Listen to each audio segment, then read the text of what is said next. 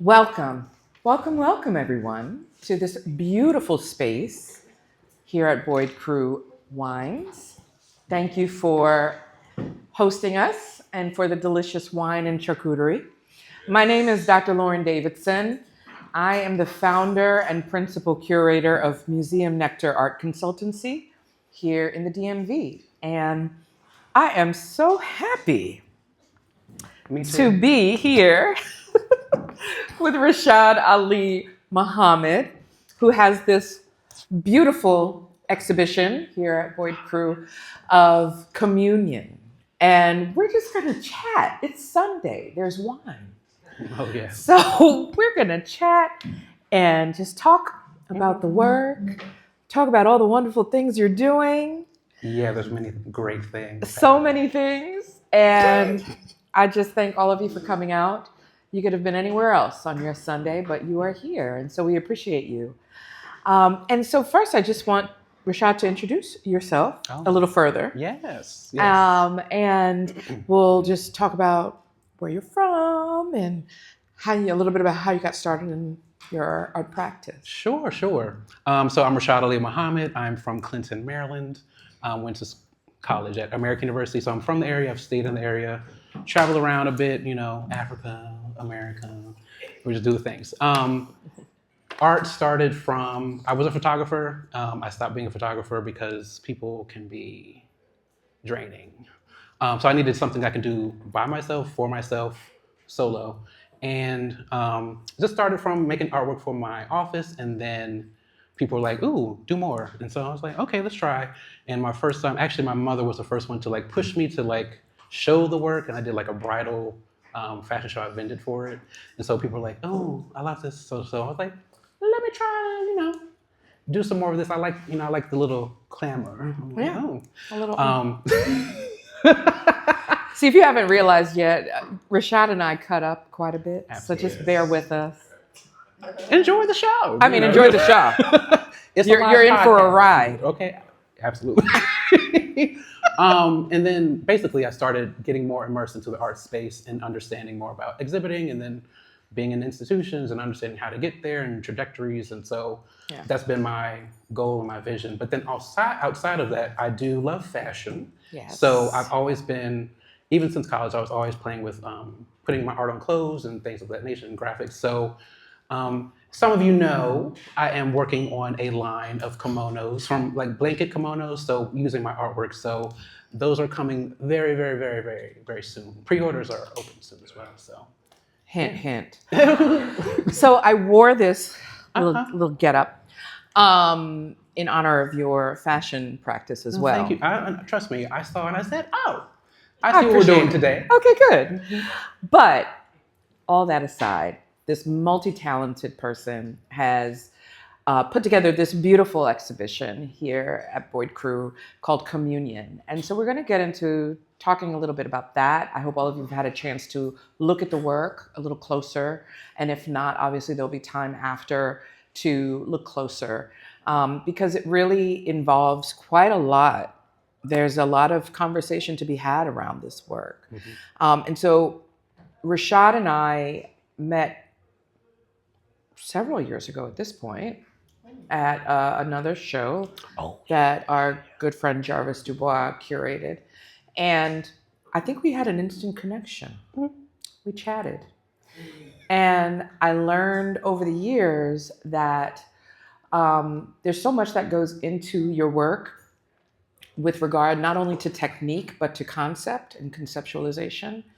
And this body of work, Communion, there's a lot in it as far as the imagery.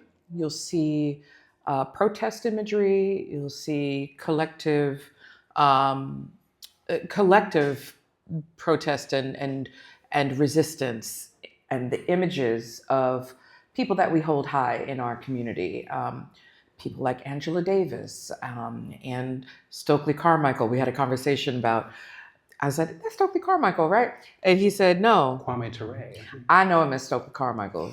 That's the name his mama gave him. So, but there are a lot of people who perhaps have controversial pasts and when we talked about this, Rashad, you said you wanted to put people in community with others. And so you chose these particular people for that reason. And I want you to talk a little bit more about that. Yeah, sure. So when Boy Crew Wines reached out to me, so one, I did their wine label last year, so that's how we have a connection. And so they mentioned that the theme that they were thinking about just for the time, which is it started in December, so of course you have like Christmas and the holidays. So they're thinking about community, and so I was like, well, what's community to me? What does community look like? But then also coming off the solo show at Eaton, I was already tired, girl, and I was like, I have to make more work. Okay. So one, when I came to the space, I love the grandness of the, I guess, lofted ceilings, high ceilings. Yeah. And so I thought of, when I saw this wall, so they do this feature, this is their feature art wall for each artist. So I looked at it and I was like, ooh, I would love to do a family tree. And so I was thinking about what does, not, I know kind of a lot of people are doing like Black joy and Black breasts and all these things as resistance. And I was like, okay, I feel like that's one thing about me. I don't like to do what everyone is already doing. Right. I need to spin it or flip it or something, remix it, which is collage. And so from this, that's where I started with the idea of community and then communing with our ancestors, which is also playing on the spiritual energy from the Eaton exhibition and African ancestry, which is the piece behind you, is leaning heavy into the African masquerades, which is invoking spirits of either ancestors or just certain energies that you want to bring into the community. So from that, that's where I started this idea of using our ancestors that were the leaders of protests, but then also even just thought leaders, movements. And then, but I was like, okay, I'm coming to a wine tasting room. Let's not have a big ass protest. Like, are people going to rest from that and kind of chill out and drink some wine? Like, that's a little aggressive. So I thought of how do I flip that and bring that with the idea of like Black families are being with your relatives, being with your friends, being with the people that will be on your family wall. How does it feel acknowledging them in a way that isn't so like punchy in the face? They're just like, they're there and you're enjoying their energy as opposed to just specifically like, this is a movement. Well, and I think that's what's interesting about this body of work is that, yes, we see these, bigger than life personalities and these people that have led very important movements throughout history, but you have a way to keep things light and vibrant that it doesn't feel heavy, although we may be receiving that message of resistance and all of these things. It doesn't feel like that. And I wanted to maybe for you to chat a little bit about whether you recognize that or not, and if you can talk to us about how you achieve that. I'm aware, and also it's because I'm gay. No. You know what? You know what? Look, absolutely. The gays are fun. No, I'm joking. No. It could be. But I will say that is part of it, absolutely, for sure. Which is funny. Someone mentioned to me, I did a festival, the Tefra ICA art festival a few years ago. And someone mentioned to me, she was like, do you notice you do a lot of like queer or like trans colors and stuff like that? I was like, no, I was not aware of that. And so from that note, I've kind of paid more attention to that as well. So these are using a lot of kind of queer colors, like the hot pink with the blues and the whites, so kind of the trans colors. But you spoke about, we did a show at the Hillier Art Space in Washington, D.C. That I co-curated with Jarvis Dubois. And we had a piece of yours in that show, and you talked about the color theory in it. And it referenced back to your childhood to a bit. Do you remember that? I remember college. Maybe college. I'm a trained graphic designer, so I and theory. So if I'm not mistaken, you talked a little bit about, you were attracted to these colors even at a young age. And because I'm gay. No, I mean, you know what? Sorry, go ahead. Sorry. You are, and you wear it beautifully, darling. I do. Thank you so much. But you talked about being told that you shouldn't be wearing these colors. Oh, okay. You remember that story? Okay, good. I thought I was hallucinating. No. But tell the people the story. Okay. So my mama always said, like, come on, shawty. So coming out of college, I was like, you find yourself in college. You're really exploring your isms and all the things. So I was very much bold with color, wearing all the colors. And then one day my mom was like, or kind of conversation, it's like a loose conversation. It's like, you wear a lot of bright colors. Like, what's that? Oh, yeah, you should, tone it down a little bit. And I was like, why? Because basically her thought was safety, and I understood. Absolutely. But Yeah. that did push me into an era of all black. And then Oh, interesting. I kind of went into all black and white, and then all Yeah. black and pattern. And then now I do black, but then I do pop colors. So, Right. yeah. Yeah, but I think Coming back to myself. I think you've kind of made this your signature. I mean, when we look at this piece and the colors that you're using are so beautiful and so vibrant that it's, as striking as your personality, shall I say. That's the last compliment you're going to get out of today. Thank you so much. But I think it really is your signature. And so, speaking of which, talk a little bit about your technique, because these are collage works, but you paint, you obviously design clothing, you work in textile. How do you make sense of it all and program it all to create? So that is always a journey for each exhibition. So even with this one, this is one thing I hold high for myself is I don't like any exhibition to be the same that I've done before. I'm always pushing myself to experiment and try new things, bring in different knowledge. I was talking to someone the other day, and it's like they were a writer, and they were like pivoting to doing. They said pivot to doing podcasting and content and this. I was like, no. We're compounding our skills, and so a lot of what I think about is I love to learn. So it's more so about what am I learning and how can I build those techniques on top of each other. So I started as a photographer. That's how I think of my compositions. As a graphic designer, I think of the layout and the composition as well. Right. But then also with painting, then I did mixed media paintings. And then now I've always done video as well from college. So I'm thinking about storytelling and also the idea, especially, I think that's why I love collaging so much, and I started collage after my trip to Africa. Because at first I was just doing paintings, and then something about collaging for me in Africa. What was that connection? Like layering and thinking about layering your identities, layering your ancestry, layering all these things. And I think a lot of the work that I do after that, and I think when you were in my studio, when you talked about the bigger piece that I was doing that was around HIV and AIDS, it was thinking about layering my story, history, other people's connections to it. And so a lot of the work that I do, I like it to feel intimate, where you have to get up close to get into the details. Absolutely. And each time you come back, you might see something new. Something new, and so exactly. I love Where's Waldo? No. Yeah. But no. So So and then specifically for this series,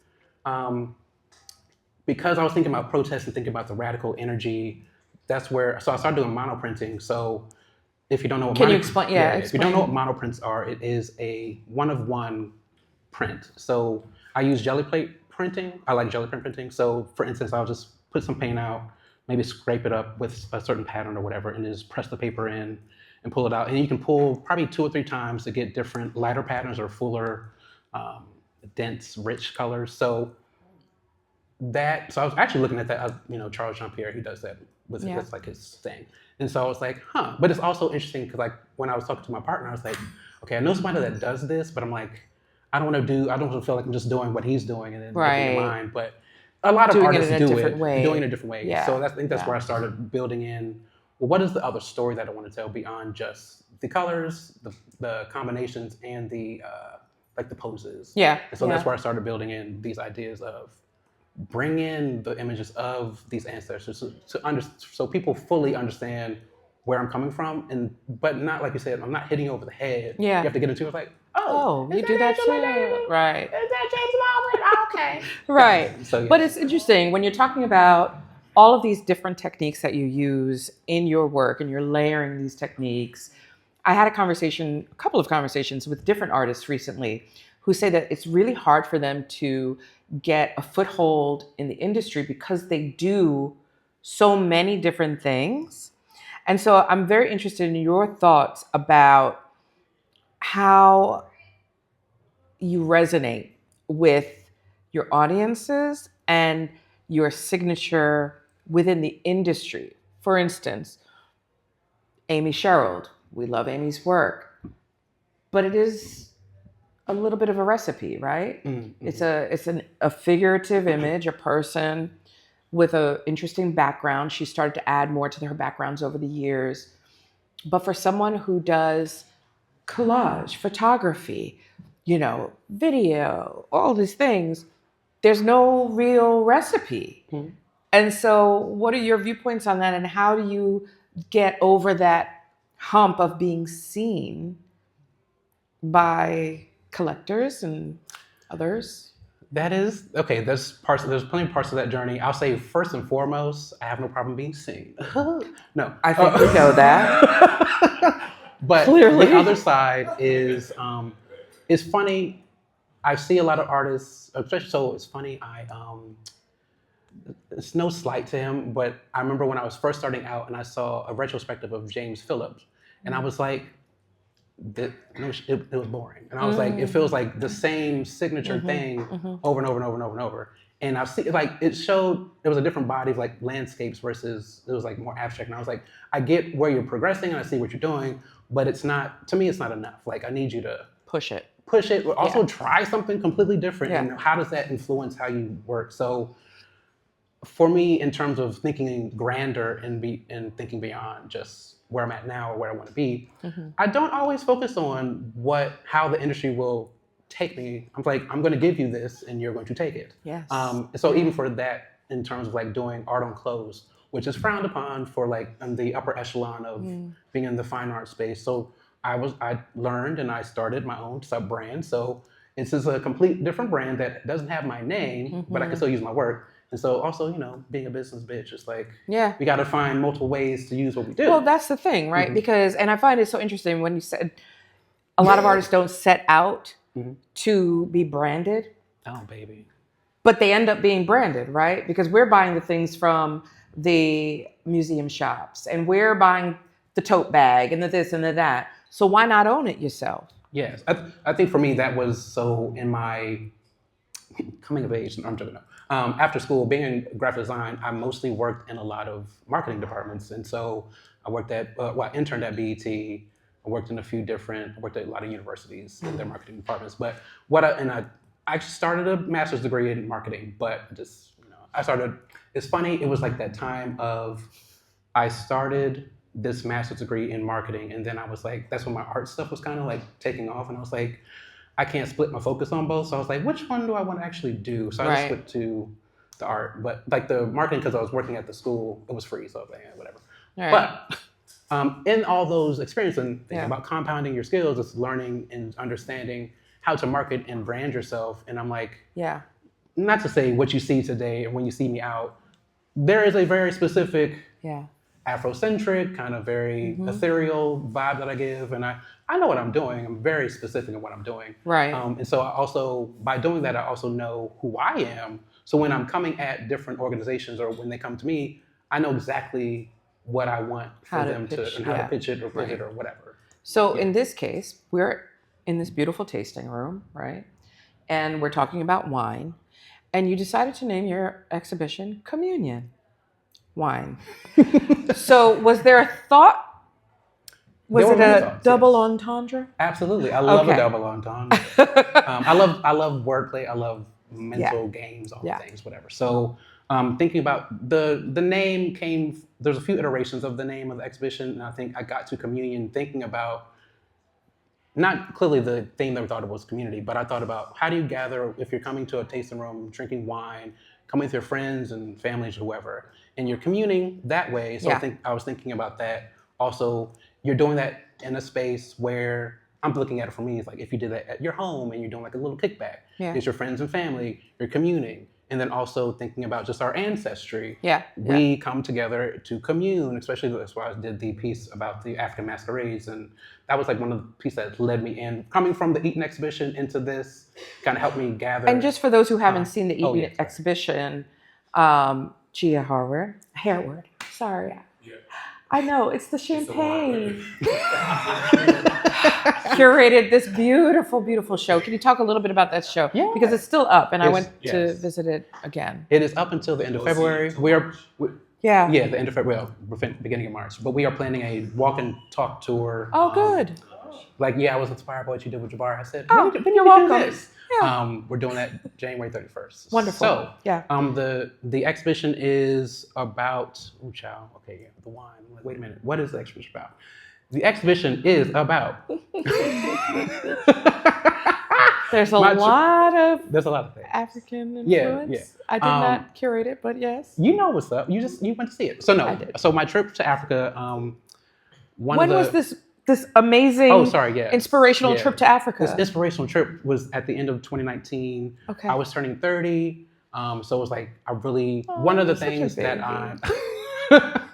It was interesting. I think everyone has their own fascination with things. One of the things I've always been fascinated with as a person, even when I was younger, was Africa, or like just understanding the roots of where we come from and our energy. So I think for me, going to West Africa was like, I have to go. I have to figure out a way. And so a friend of mine showed me this, I guess like a touring company. So we went there and we went together. So where did you go? We went to Ghana, Togo, and Benin. Nice. And then, so one of the main, it was two things that really like resonated for me. One was going to the slave dungeons in Ghana, and we went to the male slave dungeon. And I was like, I've always been spiritually aware and connected, but I didn't know all the way until certain things happened. And so when I was there, we went into the dungeon, and the tour guide is like narrating what it was like, and he was giving a little bit more of like a performance as well, a little bit. And for me, I felt a rush of the energy. I could feel like they were talking. I could hear people calling out to me, voices. Yeah. And so like I was like leaned over on the wall, almost like fell over. I was like, oh my God, wait a minute. So what's going on? And so that one was just like me understanding the resilience of who we are, and to not self-doubt anything, or just doubt in general, just understanding like, if you haven't pushed through, push forward, go at it. But the other experience was we went to the floating city of Gombe, which is in Togo. Where is that, Benin? Whatever, sorry. One of the two. And so they're focused on the voodoo. So like the voodoo festival is Benin. So the voodoo festival was happening around that same time. Oh, wow. And so I want to go back there just to go visit that, because that's where they do like the masquerades and everything. Yes. So they invited us to do a voodoo ceremony. And I was like, absolutely. I love like all these things. And so the voodoo priests, two things. It was one, I said it at my artist talk at Eton. One of the things was like live in the light, because at the time I was definitely a little bit of a mean girl. And so I was like, be more, nice. Be nicer, be kind, focus on kindness. But then the other side was, he said something about like, there's a woman. So it's the thing of like having a translator and translating. I was like, I don't know what got lost in translation. Right. But he was like, there's a woman inside of you that wants to come out. And I was like, she's out. Oh, okay. Well, who's that? And I was like, I'm not trans, so. No, you're right. Okay. But then after, I was just learning, it's more about the divine energy. Yeah. So divine masculine, divine feminine energy, and understanding that I need to balance them. And so also was great. My partner, he calls himself two spirit, so he's more aware of that energy already. And he was like, yeah, Rashad, you're like very much both. And I was like, oh, okay. But I think that this, obviously it serves you in your practice, right? Yes, absolutely. Because you're able to recognize these things, and you draw from both sides of yourself to create this beautiful work. And so I have to say that my experience in Ghana was very similar. It was very... You get it. Yeah. Overwhelming. Yes, absolutely. And the same thing. It was like you're in this space and you're feeling this energy and you're feeling the ancestors draw you. Let me tell you, my friend that was with me, one of my best friends, so just on the drive to the slave castle, I don't want to call it a castle, whatever. But anyway, to that place, I was tearing up uncontrollably. Yeah. And my friend was like, are you okay? I was like, I don't know, girl. I was like, this has never happened. She's like, I've never seen you like this. Like, I don't know either. But it was just like understanding we are driving, y'all, they were walking, they were in chains, all these things. So but the energy and the reflection point at least for me, was that we survived. And for us to survive is a miracle out of that experience, right? Yeah, absolutely. And to then kind of pour that into the work that you're doing and reflect upon it in this way and all of this. And then what I see a through line in your work as constantly connecting the present to the past, Yes. whether it is very apparent or there are just messages, little, sprinkles of it throughout the work, that you're constantly thinking about how we are now connected to the past and how the past has influenced you. Just even in the way that the design, the color story, obviously you have the headdress in this piece. So there's influence all throughout the work. And that to me has been a consistent thing in your work. It's so interesting. I was thinking about this on the way here, and I was like, if someone was to see my work in the different iterations, what is the signature? What is the through line?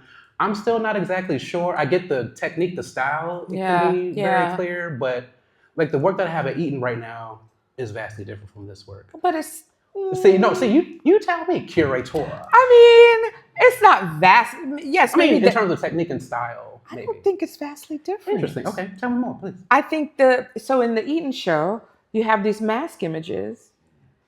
Masks. They're not images. They're masks with textile hanging from them, and that same technique that you're using to shred the textile, I see in these works. Oh, interesting. Okay. And I see in this for sure. Yeah. So I don't think it's vastly different. I think if I were to look at that work and look at this work, I'd say, oh yes, that's the same artist. Okay. So you have a trained eye, though. I mean, no. I mean, I'm gonna take it. I'm gonna take it. Just take it. Just take it, and But beyond the ancestral connection, this one of the things that I really was intrigued about when I spoke to you when we had a studio visit that time, some of your work not only relates to your personal story, but I know you have work upcoming that is a protest from a different angle, right? Working to kind of illuminate HIV and AIDS and the struggle and the triumph of people, that are living with it. Can you talk a little bit more about that? Yeah. So I am HIV positive, like that's the thing. But girl, wait a minute. Joke. No, I know. So it's interesting. I didn't tell my parents that until I had a cancer scare, which was at 2024.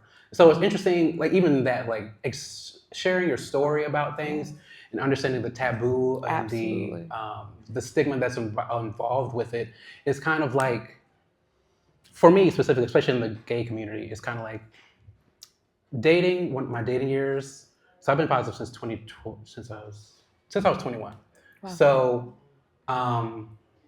there's been many stories about that time, or like I can tell from just people looking at you or saying certain things that would try to diminish you. And it's kind of like part of what I wanted to do with the series that I'm working on is thinking about education, but then also understanding how to honor those that we lost, and like thinking about, for me, being a millennial, it's like I missed out on a lot of gay mentors I could have had because so many were taken. And then whatever, like a cousin, was it cousin? A cousin that was lost. And so it is, for me, like one of those, this will be my, like, it feels way bigger than myself, which kind of feels overwhelming at times. Yeah. I'm trying to like gather that with myself, but it's a multi-sensory. I'll be interviewing people, I'll be recording them as well. I want to do installations, I want to do wall work, I want to do voice, I want to do sound. But it's all going back to community, right? Oh yeah, look at that. Look at that. I mean, it's all going back to you, recognizing these, again, there's another through line. I mean, I'm just here to tell you today. I see, okay, I'm learning. That whether you know it or not, you're creating community and you're inviting community to think about these topics and how people are living in these situations and spaces. But not only that, I think you're bringing joy to it. Yes. You're bringing a joyful perspective. Right. So just to kind of revert back to this show, when you have, Tupac Shakur, where does that work? Tupac is in conversation with his mom, right? Where's that at? Oh, right. There, yeah. And Malcolm and Martin. And so when we spoke about this work, which I think is very much the same, even at a larger scale that you're going to be working on with your future body of work, you're distinctively and purposefully putting people in conversation with each other. Right. And I think you're not only doing that in the work, but you're doing that real time, right? Okay. Because the views and the conversations that are going to hopefully carry on beyond this time is what you're creating. Thank you for that. You're I'll welcome. take that note. You're welcome. Never thought about that. So, a little bit of a shift. Since we're sitting in a winery, and I hope all of you have an opportunity to sip some of the wines if you're drinking wine or anything. I told you I was going to ask you this. Did you think about, and I wish Janelle, one of the owners of the of Boyd Crew Wines, was here, because your first engagement, as you mentioned briefly earlier, was that you entered a competition for a wine label for this winery, and that bottle is in the tree, and it's Liberated Embers. Yeah, it's around. Developed. So we'll definitely point it out after if you haven't seen the label. It's a gorgeous label. Thank you. You're welcome. I told you I wasn't going to compliment you. Did it again. Thank you so much. How do you? I know for me, wine and art are hand in hand. I mean, we all think that. But what is your favorite Boyd Crew variety? I mean, I am biased, so I will say the Liberated Embers is my favorite. Oh, Liberated Embers. Yeah. I might have to taste that. You tasted it before? I don't remember.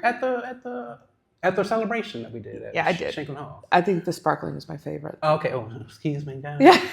Okay. But beyond that, I would say it was the red blend. I think it's a recent one. Wait a minute. But yeah, the Liberated Embers, I will say, is my. Every time I come, I'll get that because I'm like.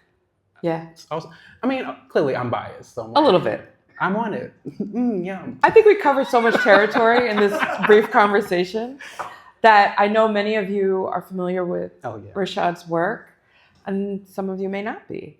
And so I really wanted to open it up to questions, to talk a little bit more and commune a little bit more.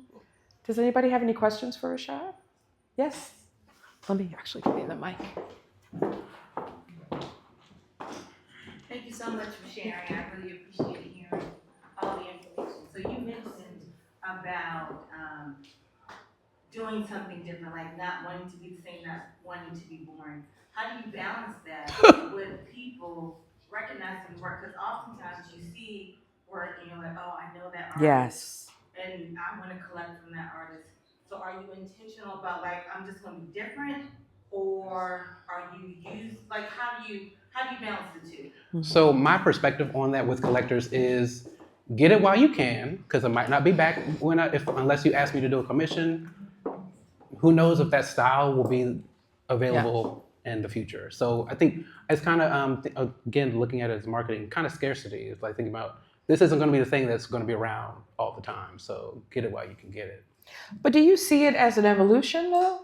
I'll yes. I'll kind of preface this with when you look at the masters of the world, whether it's American or European or whomever, they start from somewhere, right? Yes. Rothko didn't start just doing color blocks. He was actually a figurative artist. Right. Picasso started in a certain way. Jacob Lawrence started in a certain way.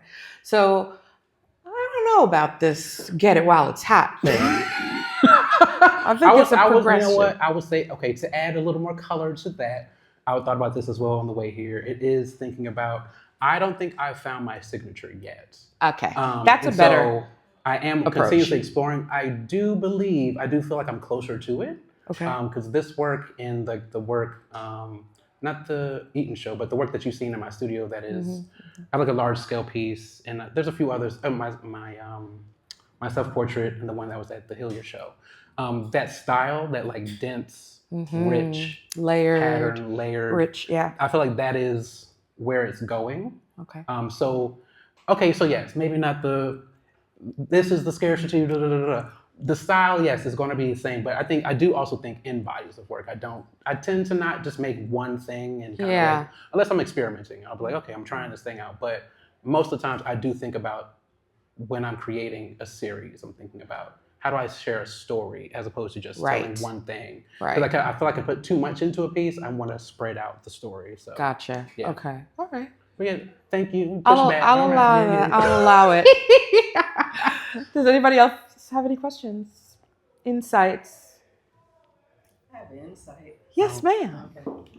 This is Rashad's mommy. This is Rashad's brother. His name is Wally. Kathy. So my insight is this. I know it's about community. So I didn't know the names of all the artwork, but I just want to point out to you all about Maya. It's called Raising Maya. And Maya Angelou's. okay, well, Maya to me, it's a different meaning, and the meaning that I got from it is that my friend's daughter Maya was in stage 5 kidney failure. Yes, and she's 21 years old. Oh. Yes, and so they were trying to get her a kidney, and so just 2 days ago, she got a kidney. Oh, great. Yeah, and it just reminded me of Thank God. how she's been, God raised her up. And, I look at the picture of God, that the man looks like God to me, and God is raising up Maya. Oh, that's beautiful.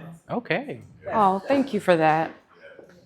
I think that's my favorite thing about art is when people have emotional connections to it. Absolutely. That's always what I'm trying to get to. Yeah.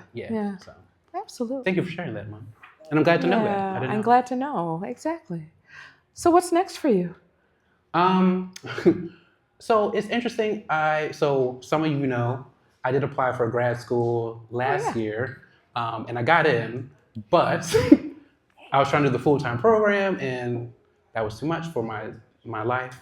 And so I pulled out or withdrew, and then I reapplied for their summer program. But it's so interesting that where the world is now, and it's mentally, emotionally, all the things, I keep going back and forth of like, should I even do this? Especially now how they're like, trying to degrade art and degrade the professional things, whatever. So I keep thinking like, and then also where the state of college and art school is kind of like, are people going? Da, da, da. So anyway, but I keep going back and forth in my mind. I'm going to go. I'm waiting for the acceptance into the summer program. Well, and I was going to say that's the exact reason why you should go. Okay. Well, thank you for that. Because, we're not going to allow this. Exactly. I'm like, I can't not do counter power to, disrupt what has always been important to culture and moving society forward. Exactly. Right? So that is what's coming up. Okay. And then I told you about the ponchos or I don't know what to call it. Me being like new to fashion, I'm like, they're kimonos, they're ponchos, they're capes, they're cloaks. I don't know. But they're cute. They're cute. That's all that matters. Like you want to wear it, and that's all that's going on. Yeah. But I'm working on building out that brand. Shawls. Oh, the There you go. shawls? Okay. Shawl-y or shawl-y not? No. But yeah, that's coming up too. So Okay. yeah, I'm trying to. You have so much happening. I'm trying to ease down. Every time I like try to slow down, things happen, and I'm like, okay, I gotta make this now. And so I'm really like I'm focusing on trying to pare it down, especially with grad school coming. Taking stuff off my plate a little bit. So I think I could say for everyone in the room, we wish you all the best of luck. You. Yes, thank you so much. And we'll be here supporting supporting you through. Eat them up. No, I'm not. But we'll support you through everything that you're doing because I think it's wonderful. Thank you. And thank you for inviting me Absolutely. to have this little conversation. Look, me and Lauren have been, we've been in the orbits. We've been kikiing. In your group exhibitions. I was like, Lauren, can you do this? And I know Lauren be busy, be traveling the world, little Sagittarius sister. I get it. I understand freedom. But I was like, hopefully you can do this. Hopefully it fits your schedule. And it did. So great. Everything is aligned. Everything is aligned. But yeah. Thank you, friend. Yes. Look, I lost my shawl. Thank you. And thank you to Boyd Crew Wines for hosting us. Thank you. So have another glass. It's Sunday. Y'all ain't got nothing to do. And have some food and enjoy yourselves. And thank you so much for coming out. Thank you. Thank you.